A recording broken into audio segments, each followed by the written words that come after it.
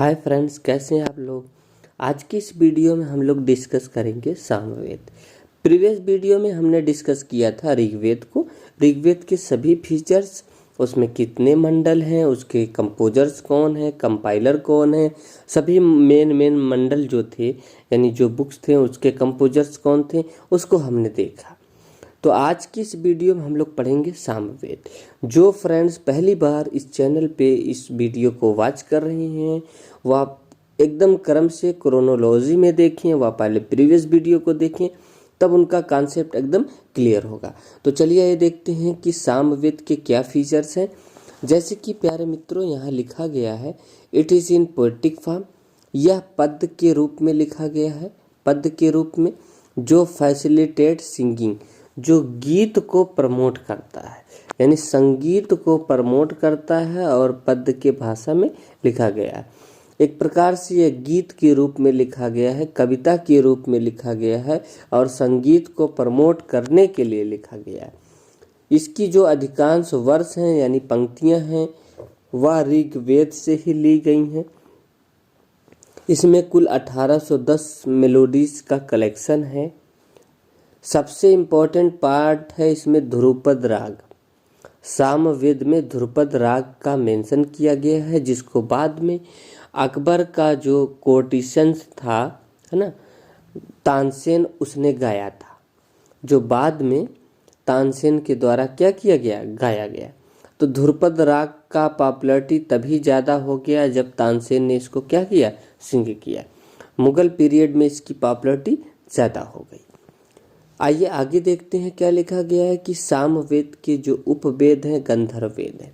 जिस तरह आपने उसको ऋग्वेद के उपवेद को देखा था आयुर्वेद है, इसी तरह इसके जो है उपवेद का नाम है गंधर्व वेद। ऋग्वेद में हमने देखा था उसकी कोई इम्पोर्टेंट शाखाएं नहीं थी, लेकिन इसमें हम देखते हैं कि इसकी 3 इम्पोर्टेंट शाखाएं हैं। कौथुमा, जैमिनी, कहीं कहीं इसका दूसरा नाम तलवकुर दे देगा, और तीसरा है रणैनी। ठीक है, तो यानी ये 3 शाखाएं हैं, कौतुमा, जैमिनी और रणैनी, है ना। ये किसकी शाखाएं हैं, सामवेद को। यूपीएससी, पीसीएस, एसएससी, सीडीएस या तो आपको मिलाने को दे देगा या तो फिर आपको डायरेक्ट पूछ लेगा उसके जो 3 शाखाएं हैं, है ना, उनके नाम। और या तो ऐसे देगा ध्रुपद राग, या कौन सा ऐसा वेद है जो संगीत को प्रमोट करता है, तो सामवेद है। तो फ्रेंड्स आपको अच्छे से समझ में आ जाना चाहिए। अगर आपको नहीं आता तो आप प्लीज़ मुझे कमेंट करें, और अगर आपको समझ में आ रहा है तो लाइक करें, कमेंट करें, हमें आपके रिप्लाई का वेट रहेगा। तो चलिए आइए आगे देखते हैं क्या है। इसका जो ब्राह्मण है, इसके ब्राह्मण का नाम है तांडय जैमिनी। क्या नाम है, तांडय जैमिनी।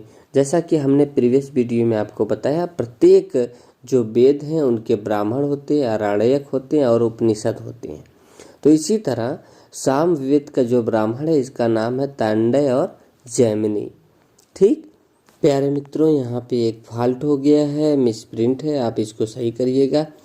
यहाँ पे जो आरण्यक लिखा गया है इसको काट के आप उपनिषद कर लीजिएगा।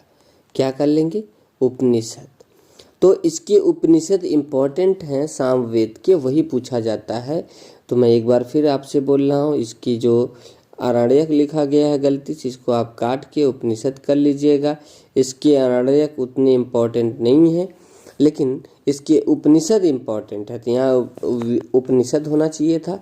तो इसके उपनिषद कौन कौन है, जैमिनी है, छांदोग उपनिषद है। कौन कौन से, जैमिनी और छांदोग उपनिषद। छांदोग उपनिषद की फीचर्स क्या है कि यह सर्वप्रथम ऐसा उपनिषद है जो लॉर्ड कृष्ण का वर्णन करता है। उनको बताया है कि ये देवकी के पुत्र थे। किस उपनिषद में बताया गया, छांदोग उपनिषद में पहली बार कृष्ण को बताया गया कि वे देवकी के पुत्र थे। और उसके बाद इसमें 3 आश्रम का मेंशन है, 3 आश्रम का मेंशन किया गया है। ठीक, उसके बाद इसमें 2 तरीके की शादी का वर्णन किया गया। मैरिज को बताया गया, 2 प्रकार का मैरिज होता था, एक अनुलोम होता था, दूसरा प्रतिलोम होता था। अनुलोम मैरिज वह होता था जिसमें कि एक आदमी की शादी उसके ही वर्ण में किया जाए या फिर उससे बिलो वर्ण में किया जाए। कहने का मतलब कि जब आदमी की शादी उसके अपने वर्ण में होती थी या उसके नीचे वर्ण में होती थी, तो ऐसे विवाह को बोला जाता था अनुलोम विवाह। क्या बोला जाता था? अनुलोम विवाह। यही आज के सोसाइटी में बहुत ज़्यादा एक्सेप्टेबल है कि हर वर्ण, आप देखेंगे कि हर वर्ण है ना, जो मेल होगा वह अपने ही वर्ण में शादी करता है। ठीक, तो आज तो बिलो वर्ण को भी मान्यता नहीं दी जाती है और बहुत रेयर है। ठीक, उसके बाद दूसरा है प्रतिलोम विवाह। तो प्रतिलोम विवाह में प्यारे मित्रों लिखा गया है कि मैरिज ऑफ अ गर्ल और वोमेन, इसमें एक गर्ल्स की शादी होती थी या एक महिला की शादी होती थी ऐसे वर्ण में जो उसके वर्ण से क्या होता था? लोअर होता था। ठीक है, उसके वर्ण से क्या होता था? लोअर होता था।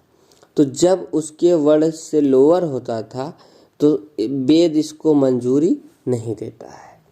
और आज के सोसाइटी में आप देखते हैं कि अगर आप अपने वर्ण से लोअर में, जैसे कि यहाँ ऊपर मेल करता था, ठीक, तो अपने वर्ण से लोअर में या फिर आप अदर वर्ण में जाते हैं तो सोसाइटी उसको सैंक्शन नहीं करती हिंदुइज्म में। ठीक है, तो ये कुछ फीचर्स थे सामवेद के। अब आगे फीचर्स देखते हैं हम यजुर्वेद के। यजुर्वेद के क्या फीचर्स हैं? यजुर्वेद को कहा जाता है कि यह ऐसा वेद है जिसमें सैक्रिफाइस, प्रोसीजर ऑफ सैक्रिफाइस यानी बलिदानी देने की प्रक्रिया का वर्णन किया गया है। कुर्बानी कैसे दिया जाए और किस उसकी प्रक्रिया क्या होनी चाहिए, सैक्रिफाइसेस, उसके वर्णन इस वेद में किए गए हैं। उसके बाद बोला है कि इसको आगे डिवाइड कर दिया गया है शुक्ल यजुर्वेद, जिसको व्हाइट यजुर्वेद बोला जाता है, या वासनेय यजुर्वेद बोला जाता है। ठीक, और दूसरा था कृष्ण यजुर्वेद या ब्लैक यजुर्वेद। कृष्ण का मतलब क्या होता है? ब्लैक, काला। शुक्ल का मतलब सफ़ेद होता है, श्वेत। ठीक है, तो इसको श्वेत यजुर्वेद या फिर श्वेत वासनेय वेद या इसको कृष्ण यजुर्वेद या है ना जो है ब्लैक यजुर्वेद, आपको दोनों में से कोई ऑप्शन दे, आप समझ जाइएगा, कहते हैं। ठीक, अब आइए देखते हैं कि जो यजुर्वेद है इसमें वासनेय जो है ये बोला है कि कंटेन वल्ली मंत्रास। जो शुक्ल यजुर्वेद है जिसको वासनेय बोला जाता है, इसमें सिर्फ मंत्र हैं। क्या है? मंत्र हैं। It contain Madhya Deen and का कण्व रिसेंशन। इसमें दो शाखाएं हैं, मध्य दीन और कर्ण शाखा है। तो इसकी जो शुक्ल यजुर्वेद है इसकी दो शाखाएं हैं, मध्य दीन और कर्ण शाखा। ठीक है, कण्व शाखा, हिंदी में ऐसे कण्व लिखा जाएगा, कण्व शाखा। ठीक है, इसी तरह कृष्ण जो यजुर्वेद है, it contain both mantras and prose. इसमें मंत्र के साथ साथ प्रोज भी हैं। प्रोज का मतलब गद्य भी है ना। तो मंत्र जो लिखा गया है उसका व्याख्या किया गया है, एक्सप्लेनेशन किया गया है ना, कमेंट्री के रूप में। ठीक है, कि इन मंत्रों का नीचे एक्सप्लेनेशन भी दिया गया है, यानी प्रोज पोएटिक भाषा में तो है, साथ साथ में आप इसको देखेंगे ये प्रोज की भाषा में भी लिखी गई है, यानी ये पोएटिक एंड प्रोज दोनों भाषाओं में लिखा गया है। बात समझे? उसके बाद बोला है कि इट कंटेन कथक। इसमें कथक है, मैत्रायणी है, तैतरीय है ना, और कपिस्थला शाखा। तो इसकी जो शाखाएं हैं 1 2 3 4 शाखाएं। ठीक है, इसकी कितनी शाखाएं हैं? 4 शाखाएं हैं। ठीक है, कथक है, मैत्रायणी है ना, तैतरी है और कपिस्थल। ठीक है, ये इसकी 4 शाखाएं हैं। इसके उपवेद का नाम है धनुर्वेद। इसके उपवेद का धनुर्वेद नाम है। ठीक है, इसका जो ब्राह्मण है, एक ब्राह्मण है शतपथ। इसका जो ब्राह्मण है उसका नाम क्या है? शतपथ। फिर आगे देखते हैं अरण्यक। इसका जो अरण्यक है इसमें 2 बहुत इंपॉर्टेंट है, बृहदारण्यक और तैत्तिरीय अरण्यक। ठीक है, इसके जो उपनिषद हैं जैसे ईशोप उपनिषद, मैत्रेय उपनिषद, है ना, कहीं कहीं मैत्रायण उपनिषद आपको देगा। ठीक है, महानारायण उपनिषद, कठोप उपनिषद। तो इसके ये सब उपनिषदों के नाम हैं इस वेद के। ठीक, उसके बाद बोला है कि सबसे इम्पोर्टेंट है कि बृहदारण्यक उपनिषद। कौन सा इम्पोर्टेंट है? बृहदारण्यक उपनिषद। बृहदारण्यक उपनिषद में क्या है कि डील्स कंजर्वेशन बिटवीन, है ना, सॉरी कन्वर्सेशन लिखा गया है कि इसमें जो है वार्तालाप का वर्णन किया गया है, जिसमें याज्ञवल्क्य और गार्गी के बीच वार्तालाप हो रहा है। ठीक है, और इसी में यम और नचिकेता के बीच भी वार्तालाप हो रहा है, आत्मा और, है ना, आदमी के बीच में। ठीक, तो इसी में कहा गया है।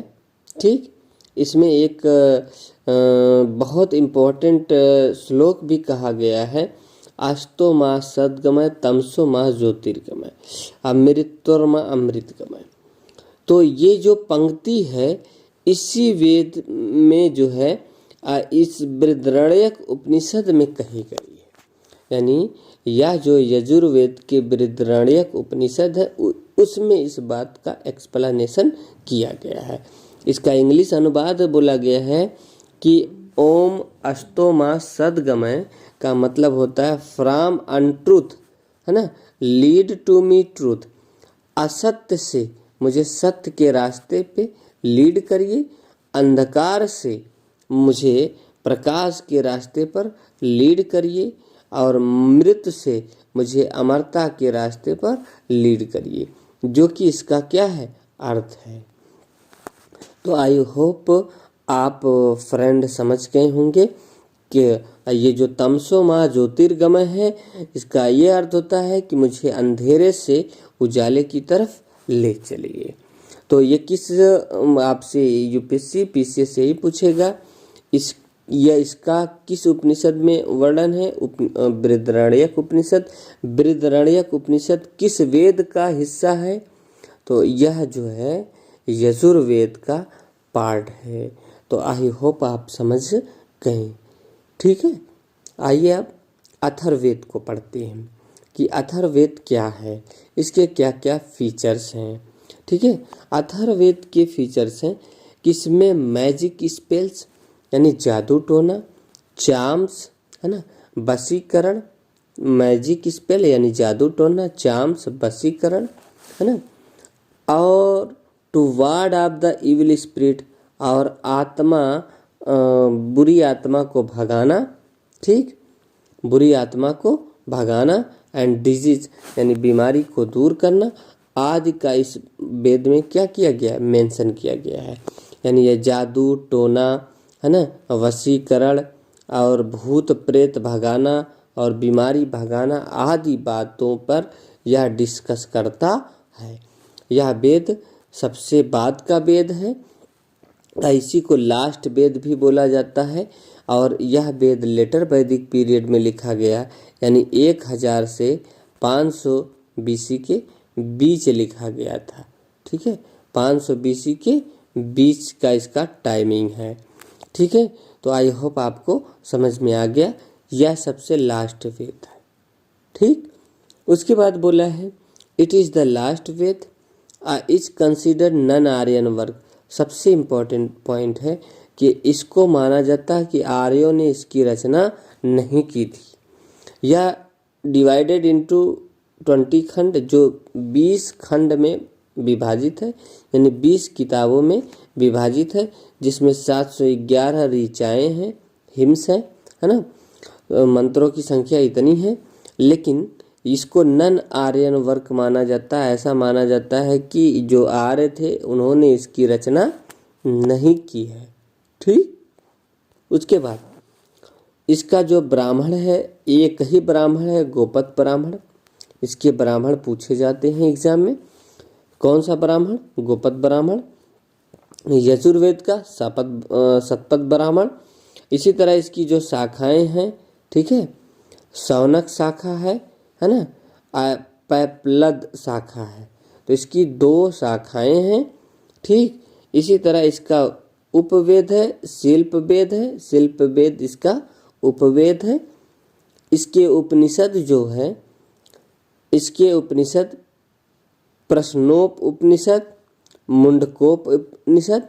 2 उपनिषदों में मुंडकोप उपनिषद सबसे ज़्यादा इम्पोर्टेंट है, क्योंकि इसी में सत्यमेव जयते का वर्णन किया गया है। सत्यमेव जयते का वर्णन मुंडकोप उपनिषद में किया गया है। इसी उपनिषद में यानी मुंडकोप उपनिषद में ही कहा गया है कि यजना ब्रोकन बोट, यानी यज्ञों को, यानी जब यज्ञ अपनी महत्व खो दिए थे लास्ट के वैदिक पीरियड में, तब यज्ञों को इसी वेद में, इसी वेद के उपनिषद में बोला गया है। और किस उपनिषद में? मुंडकोप उपनिषद में जो है यज्ञों को टूटी नाव के समान बता दिया गया है। ठीक है, यह लार्जेस्ट एमंग ऑल, मुंडकोप उपनिषद सभी उपनिषदों में सबसे लंबा उपनिषद है।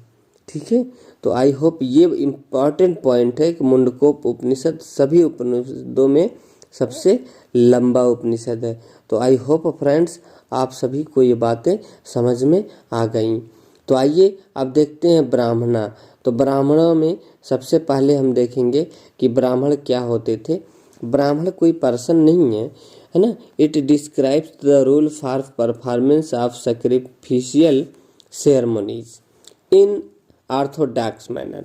ब्राह्मण वह जो है किताब थी जिसमें सैक्रिफाइशियल सेरेमनीज यानी बलिदान करने की क्या परंपरा होनी चाहिए, क्या रीति रिवाज होना चाहिए, उसका वर्णन किया गया है।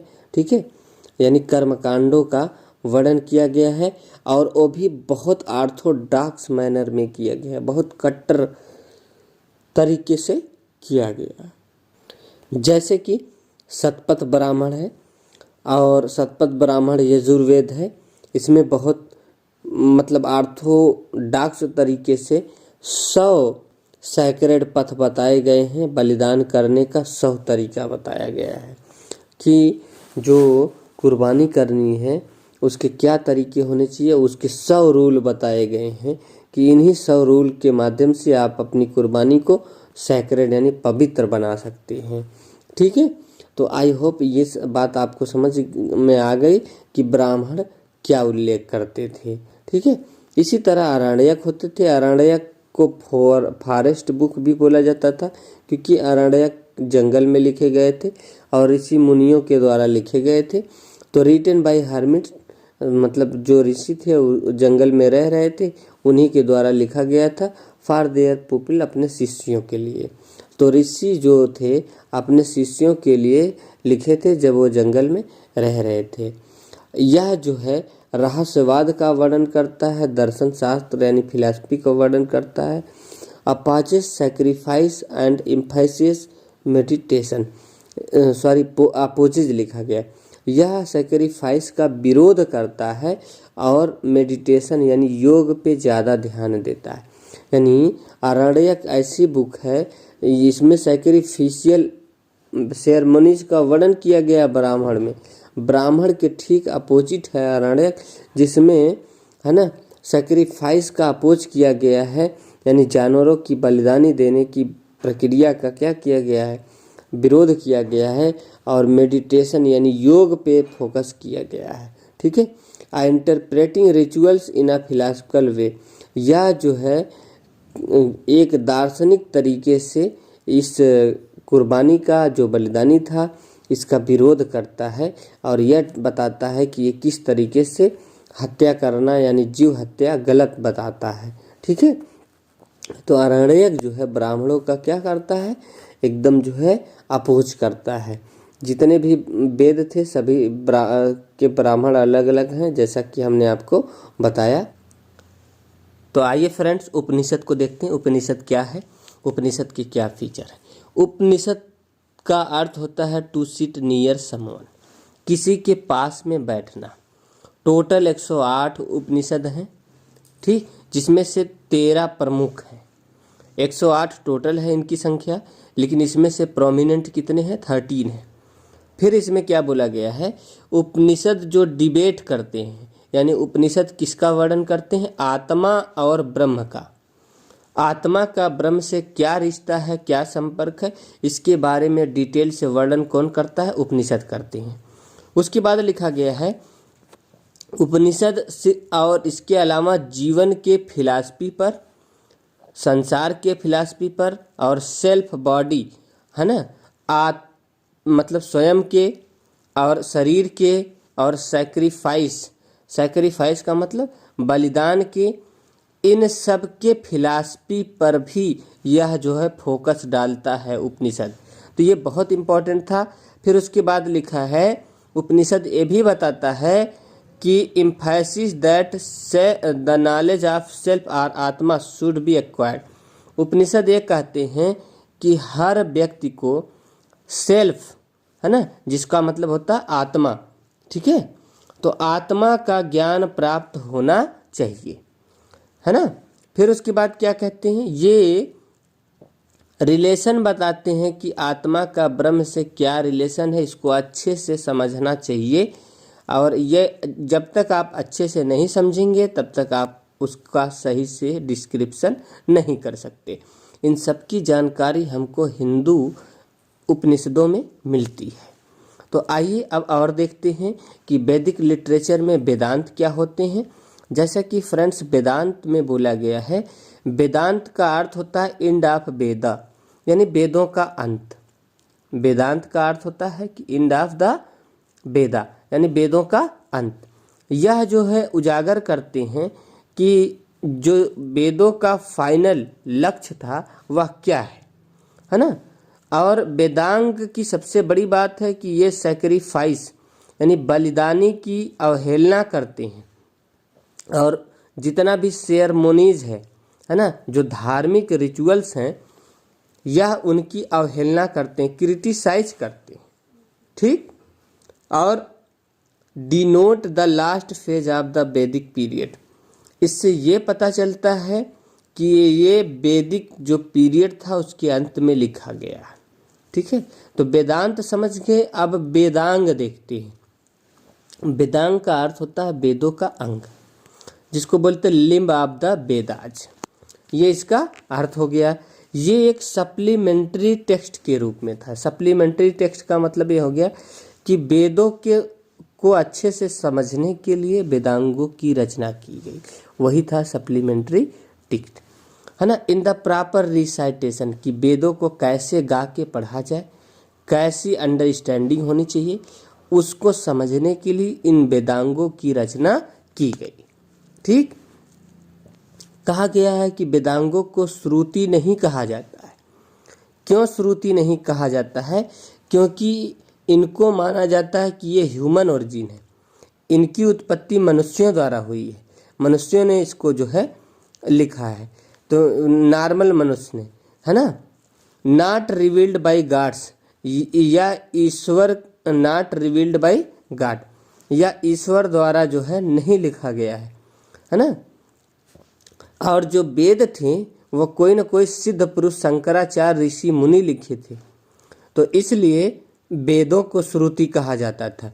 और वेद जो है कैन बी हियर्ड, सुन के एक से दूसरे पीढ़ी को ट्रांसफ़र किया गया था, जिसका असली राइटर जो है हिस्टोरियन अलग तरीके से बताते हैं, जबकि हमारे जो है हिंदुइज्म के कुछ ग्रंथ हैं वो अलग तरीके से बताते हैं, ठीक है।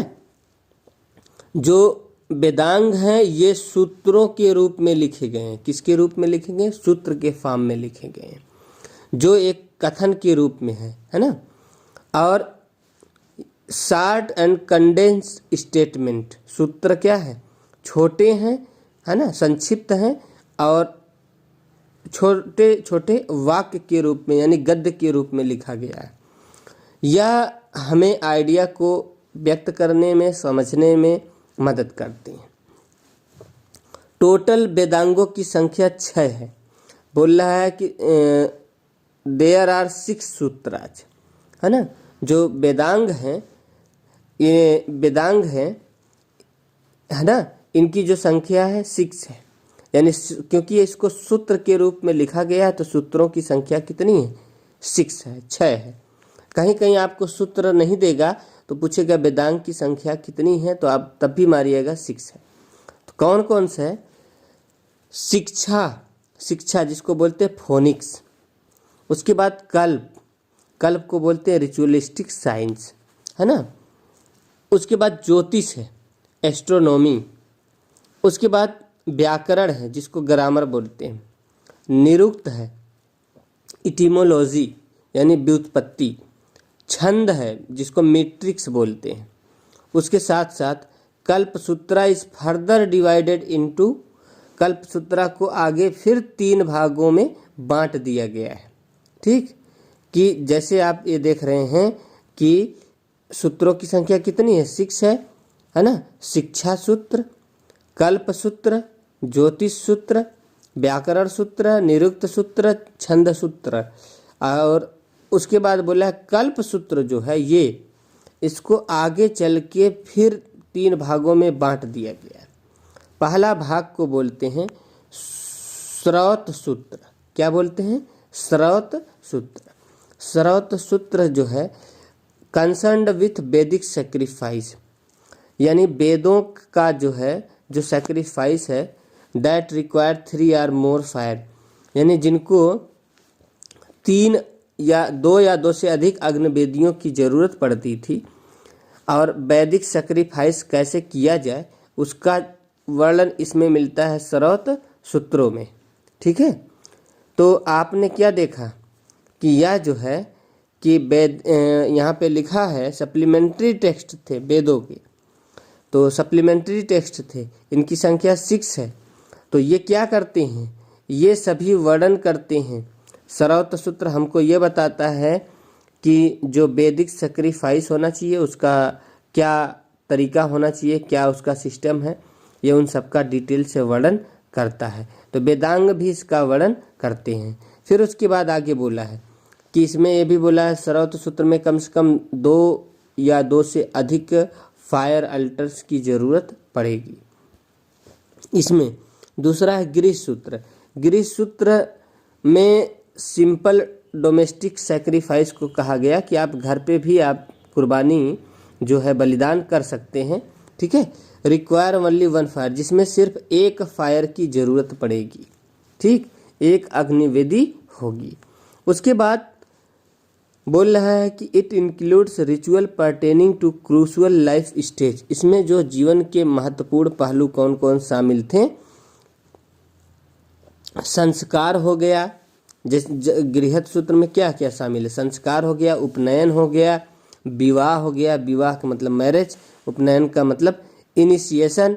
ठीक, और उसके बाद अंत्येष्टि। अंत्येष्टि का मतलब जो है फ्यूनरल प्रैक्टिस, जिसको बोलते हैं फ्यूनरी प्रैक्टिसेस। फ्यूनरी प्रैक्टिसेस का मतलब मरने के बाद जो अंतिम क्रिया की जाती है, अंत्येष्टि।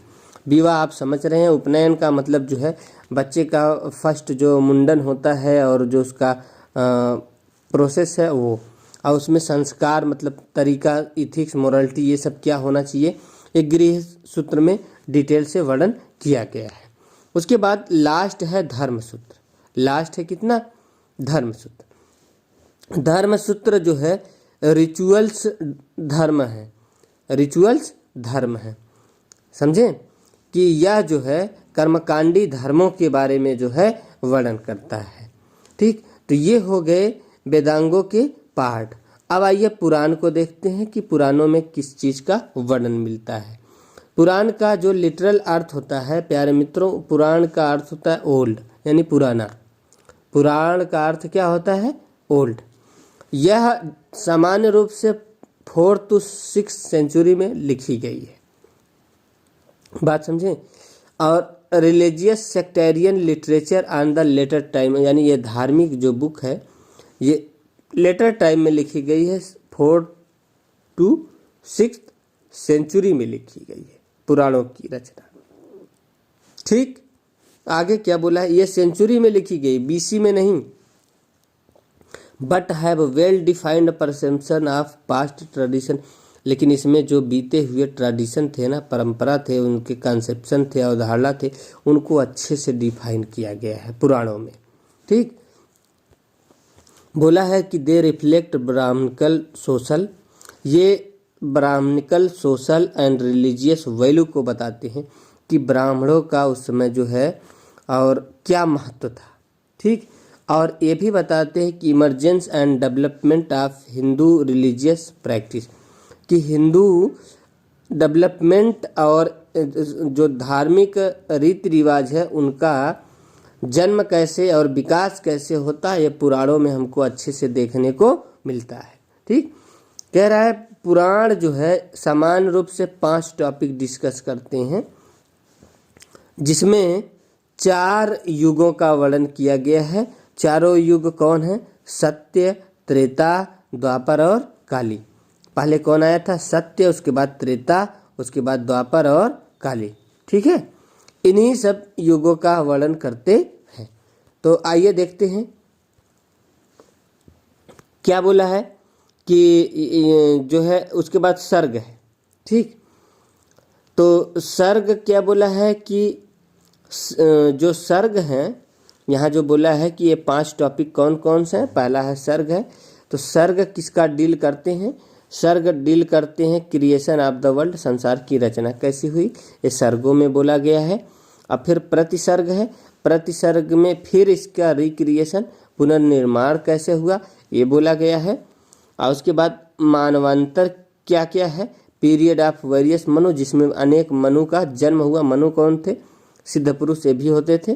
ठीक, उसके बाद वामसा, वामसा में बोला गया है कि गाड और ऋषि की जो उत्पत्ति है, इनके जो वंशों के बारे में बोला गया है। उसके बाद वामसानुचरित बोला गया है, 5वां वामसानुचरित जो है, जो रॉयल डायनेस्टीज हैं उनसे संबंधित है। बोथ, चाहे रॉयल सूर्यवंशी हो चाहे चंद्रवंशी हो, ये दोनों से संबंधित है।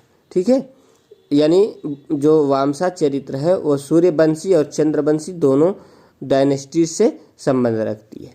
अब देखिए क्या बोला गया है कि जो ट्रेडिशनली पुराणों को माना जाता है, सूर्यवंशी का मतलब होता है सूर्य से उत्पत्ति, चंद्रवंशी का मतलब होता है चंद्र से, जो चंद्र के वंशज हो। ठीक है, चंद्रमा के वंशज हो, उन देवी देवताओं का रॉयल डायनेस्टीज का वर्णन किया गया है। आइए देखते हैं, कह रहा है ट्रेडिशनली पुराणों को माना जाता है कंपोज्ड बाय व्यास, इसकी रचना कौन किया है, वेद व्यास किए हैं। पुराणों की रचना जो है मतलब पौराणिक रूप से यही माना जाता है कि इसकी भी रचना कौन किए हैं, वेद व्यास किए हैं। ठीक है, जो है कह रहा है कि 4 युगों को मिलाने से एक महायुग बनता है। पुराणों में ऐसा कहा गया है, 4 युगों को मिलाने से एक महायुग बनता है, और 100 महायुगों को मिलाने से एक कल्प बनता है, और प्रत्येक कल्प को आगे डिवाइड किया गया है, जिसमें एक कल्प में 14 मानवंतर होते हैं। ठीक है, हर मानवंतर के एक जो अध्यक्ष होते थे उन्हीं को बोला जाता था क्या, मनु बोला जाता था। ठीक है, जिसमें मनु एक थे। कि द पुराना फर्दर डिवाइडेड इनटू 18 पुराणा, जो पुराण हैं उनको बाद में 18 पुराणों में बांटा गया है, महापुराणों में, यानी पुराणों को 18 महापुराण में बांटा गया है। तो वो जो है 18 महापुराण हैं, उनकी संख्या कुछ ऐसे है, आप देख पा रहे हैं कि जो महापुराण हैं उनमें से प्रमुख का मैं 2-4 का नाम आपको मेंशन कर रहा हूँ। ब्रह्म हो गया, विष्णु हो गया, नारद हो गया, भागवत पुराण हो गया, पद्म पुराण, गरुड़ पुराण है ना, वराह पुराण, मत्स्य पुराण, कर्म पुराण, लिंग पुराण, शिव पुराण, स्कंद पुराण, अग्नि पुराण, वामन पुराण, ये सब महापुराण में है। जबकि कुछ उप पुराण हैं जिनको सेकेंडरी पुराण बोला जाता है। ठीक है, इसमें भी आप देखेंगे कि विष्णु पुराण है, ब्रह्मनंद है, वायु पुराण है ना, हरिशवामसा है, मत्स्य पुराण है। तो ये सब सेकेंडरी पुराण में भी आते हैं। ठीक, और ये किसकी जानकारी हमें देते हैं कि जो सेकेंडरी पुराण है, ठीक है, सेकेंडरी पुराण जो है ये provides useful information on historical dynasty. ये जो है इतिहास में जो महत्वपूर्ण डायनेस्टीज हैं, जैसे हर्यक वंश हो गया, शिशुनाग वंश हो गया, नंद वंश हो गया, मौर्यन वंश हो गया, है ना, शुंग वंश हो गया, गुप्त वंश हो गया, इन सब का जो है मेंशन पुराणों में किया गया है। तो फ्रेंड्स आई होप आप समझ गए। उसके बाद है कि ये बोल रहा है सिर्फ हिस्टोरिकल डायनेस्टी नहीं, जैसे ज्योग्राफिकल और हिस्टोरिकल फीचर्स है, माउंटेन हो गए, रिवर्स हो गए, इनका भी ये जो है उप पुराण जो है इनका भी वर्णन करते हैं। उस समय के जो तत्कालिक समाज था उसमें क्या माउंटेन, रिवर्स जो नदियाँ वगैरह थी उनका भी मेंशन किया गया है। तो पुराणों को आपने देखा कि 18 जो है महापुराणों में बांटा गया है, उसके बाद कुछ उप पुराणों में बांटा गया है। ठीक है, तो इस वीडियो में इतना ही। अगले वीडियो में हम लोग धर्मशास्त्र पढ़ेंगे और देखेंगे कि जो है वैदिक लिटरेचर और कौन कौन से हैं, उनके क्या क्या इंपॉर्टेंट फीचर्स हैं जो एग्जाम में पूछे जाते हैं। ठीक है, तो मिलते हैं नेक्स्ट वीडियो में। Bye bye friends.